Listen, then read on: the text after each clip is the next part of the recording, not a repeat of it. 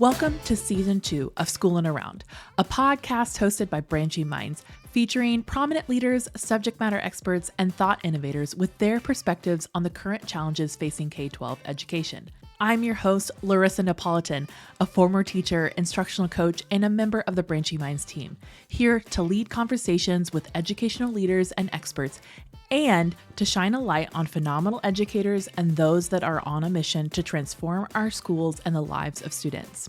Maybe you've been listening for a while, or this is your first episode. If you like what you hear, would you do us a favor by rating and reviewing us on iTunes? This is a fantastic way to tell us you enjoy what we are creating. Also, if you want more MTSS resources, sign up for our weekly newsletter using the link in the show notes.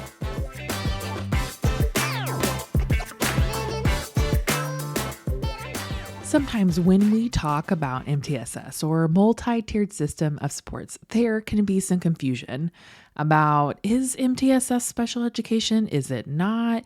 Do they intertwine? Like, how are they similar? Because we know the special ed is meant to provide individualized education support for students who require it for specific exceptionalities. However, MTSS and special ed are not the same thing. So for this episode of Ask an Expert, I went to Ashley Pennell, a former special education administrator on our team and a former teacher, to help clear up some of the confusion. I know that this definitely helped me understand it a little bit more, and I hope it does for you.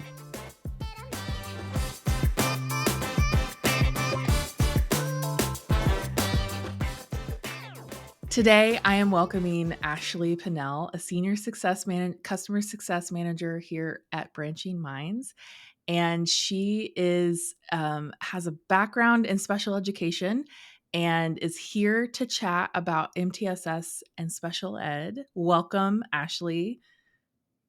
Thanks, Larissa. I'm excited to be here to talk about this topic. It's very near and dear to me, and one of the main reasons that I wanted to come to Branching Minds after my years in public ed, because I'm really dedicated, I always have been very dedicated to MTSS process and MTSS work, but in special education, always felt like it was just out of reach because we had so many other things that we had to focus on that I really couldn't get into the depths that I wanted to with building MTSS process in districts. Yeah. And this is a topic, like, I still sometimes get confused on where it overlaps. It can feel confusing because, the RTI model, preceded MTSS and sort of led into special ed. And we'll kind of talk a little bit about that. But since it's so confusing, I think that there's probably many people that have been doing the work for years and still are kind of like, where does this overlap? And so maybe from your experience, can you talk a little bit about where MTSS and special ed overlap and how it works together and how it doesn't? We'll just dive right in. Perfect. All right. Well, I think the biggest thing is that there are a lot of misconceptions around what is MTSS and what is special education. So, from my perspective, when I think about MTSS, it's not the thing you have to do, right? Like, it's everything. It is education. That is how we are educating our students now. It's best practices in supporting students and setting up equitable practices so that all of your learners have the best opportunities to learn and grow. And it gives administrators at the district level the ability to look system wide and make decisions about where their resources are going to be spent, what's going on with their core instruction, and then how can you support learners who aren't meeting the mark. And I like to think about special education on the other side as a service. So it's a part of MTSS because MTSS is education. It's your system and your process of educating students, and special education is a part of how you educate your students. I think the misconceptions that I've experienced most in my career have been around MTSS is this thing we have to do so that we can then submit a special education referral to get a student tested to see if he or she has a disability. And that's really not the case at all, right? MTSS is a series and a system of practices that you have in place that then ultimately give you the information to decide if a student, or to uncover, maybe is the better terminology, if a student might have a disability of some kind. And there's many different types of disabilities, right? Some are more outward and some are more are difficult to uncover. Like a learning disability can be very difficult to uncover, but processes that are very consistent in MTSS can help us get there quicker, or can help us to have rich data once we get into the conversation around, is there a learning disability present, right? And so when I think about MTSS, it's really built on this base of problem solving methods and data analysis, which is actually really similar to what we would do with special education, specifically with looking at a special education referral, right? We're going to Mhm. look at all of the data available to us, Yeah. and we're going to have problem solving conversations around what's going on for the student and where can we go next. Yeah. Well, and I always think with MTSS, like if a student is making growth with the interventions that you and the supports that you provide, then it's indication of like, oh, those supports are working, they're growing, they will, we can, either catch them up or like, get them back to just only needing tier one support. So I like the way that you explained it. It just was really like not, it's about that problem solving, and it can lead to special ed, but it cannot, at the same time, it doesn't always have to. So, Yeah, and I also think it's important to think about, like, when you're thinking about a student with a disability, you could have a disability but not require special education mm, services. And so I think that that helps when we're thinking about that framework, right? Because MTSS is this framework for supporting all students, building, like I said before, those equitable practices. Um, and so those students, all of those students, some of them have disabilities and some of them do not. And some of them may require special education services, and some of them will not. Some of them might not even require tier two or tier three services as part of your MTSS system, but they could still have a disability in that. So I think that that's also important mm. to think about when we're sort of like framing that in our minds around what is special education, what is MTSS. I think that it's valuable to, I like that you sort of pointed out that the data analysis piece is kind of the point where it does overlap, or a point that it does overlap. So for you, in the kind of thinking about um, like some of your experience, can you share some key insights that you had, particularly like when you were implementing MTSS as an administrator? Sort of, you went from special ed into some administration. So, what were some challenges in sort of unpacking the difference in that and leading people in that MTSS process? Yeah, that's a really good question. I think one of the major challenges that I always felt that I was facing in being an administrator, was that a lot of the work is siloed. So you would have your special education team, and then you have your student support services, right? And so what really needs to happen in a successful system with MTSS is that all of these people are working together, utilizing their resources and their rich knowledge base, to develop practices that are good for all students.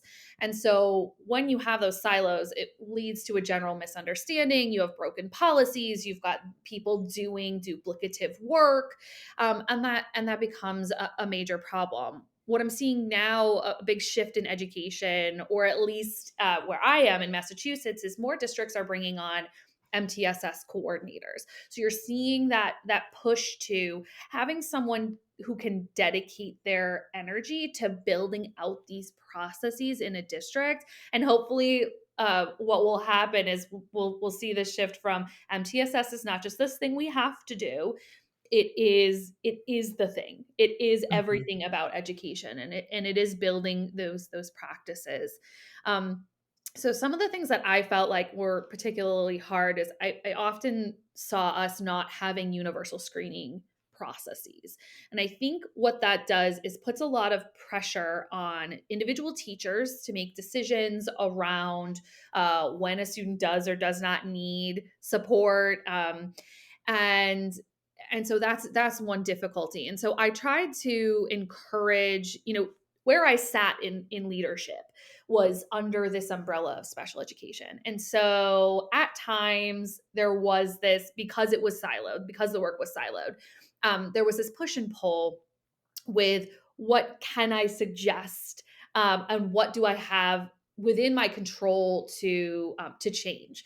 All right, so some one of the things that I tried to focus on, or pilot in a couple of different areas in a couple different buildings, was trying to encourage them to work towards universal screening processes, even if we didn't have everything figured out perfectly, but using a system that was going to help us identify students where we weren't asking teachers to identify those students. Because I remember, this one memory comes to my mind of, sitting at sort of like this panel of, I would call it a panel because that's what it felt like to me.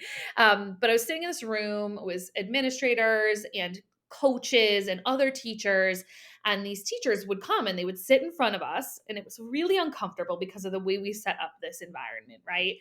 And they would come and they would try to make their case around the student needing a special education evaluation, Mm. right? And for me, I would always I would always ask them to stop. And I would, because they would always look directly at me, of course, because I'm the special education administrator in the room. So they feel like they have to convince me that the child needs to be evaluated. But it's not about that. It's about a grander conversation. It's about looking at all of the information that you have available to you. So putting the universal screening practices in place could be a big help to that.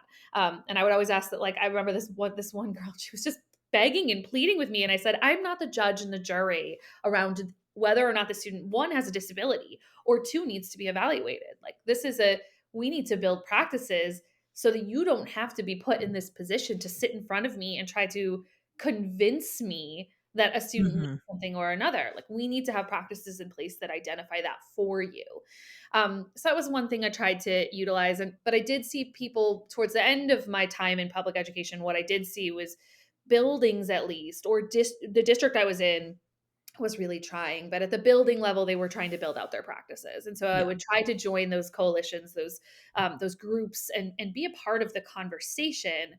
But sometimes when you're wearing a special ed hat, being a part of those conversations can be difficult because there is still all those misunderstandings Yeah. around pipeline to special education.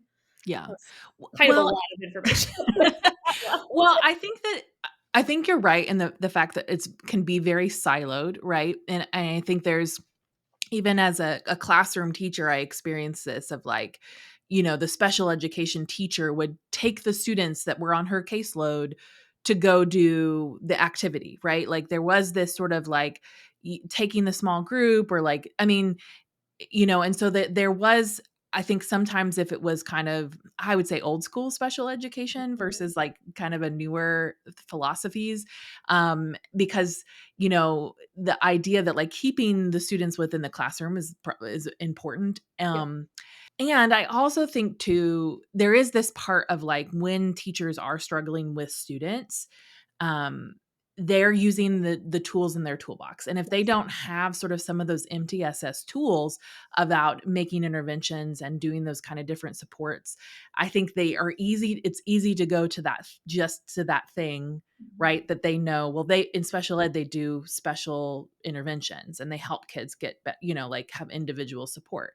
And so like that's so easy just to resort to that. And I think now with MTSS, we can say, well, we have so many other tools. Mhm. Let's like support our teachers in providing those tools to them. So it's not like they're trying to like shove the responsibility, but it's just like that's the tool in their toolbox. They don't know any different. So yeah. Yeah, and I always like, I love the phrasing around, like, when you know better, you do better, right? And so one of the things that I started to click with me, I would say maybe like in the last 5 years of being an administrator, was I would have upper administration, right? Like, I wasn't all the way at the top, but I would have upper administration being telling us, as, special ed administrators who are more in the building and dealing with people day to day, they have to have the data, they have to have the interventions, they have to have the progress monitoring data points that are pointing you in the direction of saying an evaluation is necessary. And so we would say these things and we'd be like, we have to have the data, right? And the poor teachers are sitting in front of us and they're like, I have the data, right? Like that's what they think they're presenting at the table. And what we were doing is no one was teaching anyone how to progress monitor, how to choose an intervention to match the student's needs, how to set a goal for them, how to put processes into place that were going to allow you to monitor their progress over 6 to 8 weeks and come back together and have a conversation about, did that student grow? So there was this lack of training and a lack of resources and tools available to people. So people weren't trying to, push against us necessarily, but they were doing the best with what they were given and what they were trained to do. Everyone has the best intentions when they're working with students. I have to believe that. Yeah. Well, and I think that's the sort of realm of, I feel like, was lacking, I know, in my pre-service, education, and even just some of my first few years in the classroom. Like, it took a lot of trial by error to really understand. Like, I didn't have that sort of special education training, and so I honestly did not know how it worked until I was more a part of those meetings and really understanding, like, what it meant for a student to be evaluated. And, and so, like, that's that. And I was in middle school, and so I always felt like we're just now evaluating them in middle school. Like, and I think that's where, like, a really strong MTSS practice in a district can really help find those students that really actually truly need that special education support. Mhm. And before it gets to the point of, I don't know what else to do with this kid, like, Yes. and I think too, it manifests so much differently. Like, it manifests, I think, a lot in different kinds of behaviors in middle school and things like that. And so, okay, so I would love to talk just a little bit about, some maybe strategies or even just like ideas that you have that could help administrators and leaders think about how to help their teachers understand sort of the role of special ed and MTSS and how that, like, Mhm. overlaps. Do you have any sort of strategies or things that you would recommend for administrators? Everybody should go to the Branching Minds website and utilize the resources. There's so many free resources available out there that can help frame your thinking around MTSS practice. And so, what I would say is, if you're at the very beginning and you don't have any practices in place, pick one place to start. So either that's going to be, ideally, I would say start with equitable practice. So I would start with universal screening, right? So to get yourself off the ground, and then what you want to do is you want to utilize your special educators who have that special training to have conversations around how can we intervene and support all students. They have a wealth of knowledge, and we should be able to collaborate and work together and offer support and training to one another. But because of the misunderstandings around, special education and MTSS, and feeling like there's this gatekeeping into special education, I think you often find this battle between folks. And so we want to get away from that. We want to move towards building just general practices where we say we're looking at all of our kids. So find a starting point to look at all of your kids. Including your students with special needs, it's including your students with disabilities, because they shouldn't be in a separate category, right? It's all of our students. That's what we're looking at, because you could very easily have a student that has a learning disability in math, but in reading they're excelling, right? So you want to use everybody's knowledge to then build out your practices. Um, I think that's the best place I can say. That's where we should start. That's where we should start. Yeah. But bringing everybody into the conversation and allowing everyone to have a voice in what do these practices need to look like, and just being open to having those conversations that might be difficult, Yeah. because change is hard. Well, and I think even just opening the door of, let's talk about some confusion about the how we're how, we use MTSS. How does special education fit into this? Mhm. Or, where does it sit in the umbrella of MTSS?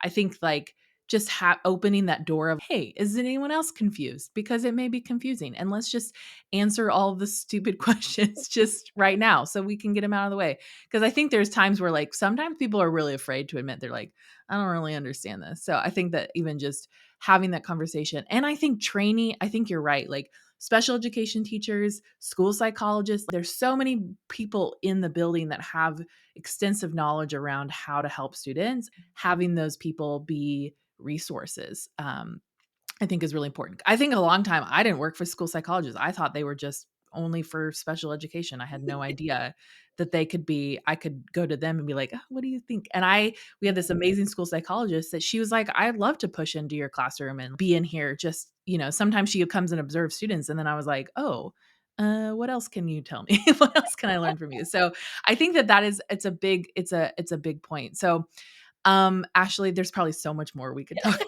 this.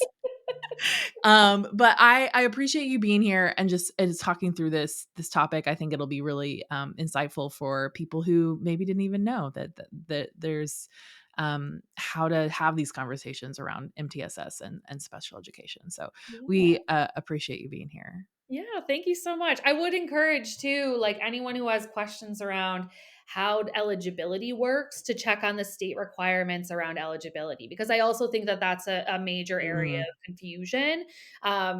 There's federal requirements and there's state requirements, and sometimes those are stricter than federal requirements on how do we identify a disability, and so that could also help to build an understanding of special education, which is really service, right? Versus the practices we want to put into place to support yeah. all of our learners. But Yeah. you're right. I could talk about this for ages. I would love to. I mean, we'll have another opportunity, but I Yes. appreciate you having me on today. It was so nice to chat.